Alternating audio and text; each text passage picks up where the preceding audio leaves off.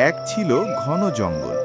সেখানে থাকত এক বাঘ, রুদ্র, এক শিয়াল, ধূর্ত, আর এক ছোট্ট পাখি, চিউ।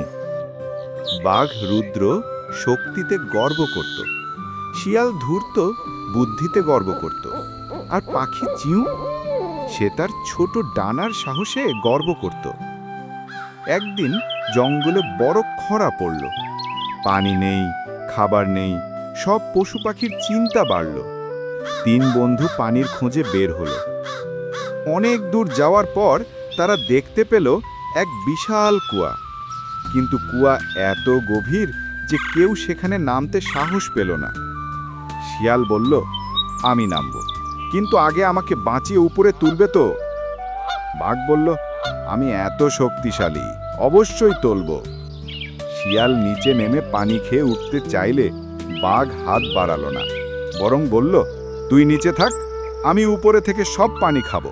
শক্তি যার, জঙ্গল তার। ধূর্ত শিয়াল রাগে গরম হয়ে কুয়ার ভেতরে ঘুরঘুর করতে লাগলো।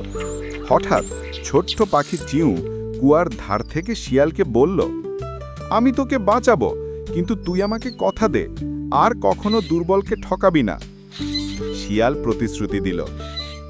চিউ তাড়াতাড়ি গিয়ে জঙ্গলে সব পাখিকে ডাকল। সবাই এসে তাদের ডানার সাহায্যে কুয়ার মধ্যে একরকম দড়ির মতো তৈরি করল। শিয়াল সেই ডানার দড়ি ধরে উপরে উঠল। শিয়াল বেঁচে গেল। এবার তিনজনই কুয়ার পানি খেতে গেল, কিন্তু তখন দেখা গেল বাঘ পড়ে গেছে কুয়ার ভেতরে। লোভ করতে গিয়ে পা পিছলে গেছে। বাঘ চিৎকার করল, আমাকে বাঁচাও, প্লিজ। শিয়াল এবার আর প্রতিশোধ না নিয়ে বলল, শক্তি দিয়ে নয়, একতা ও দয়ার ফলে সবাই বাঁচে। পাখিরা আবার ডানা মিলিয়ে দড়ি বানালো। বাঘ উঠে এসে তিনজন খুব খুশি হলো।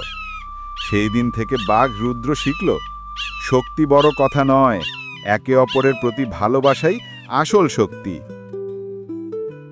গল্পের শিক্ষা: লোভ করলে শেষে ক্ষতি নিজেরই হয়। ছোট হলেও কেউ দুর্বল নয়। একতা থাকলে বড় বিপদও সামলানো যায়।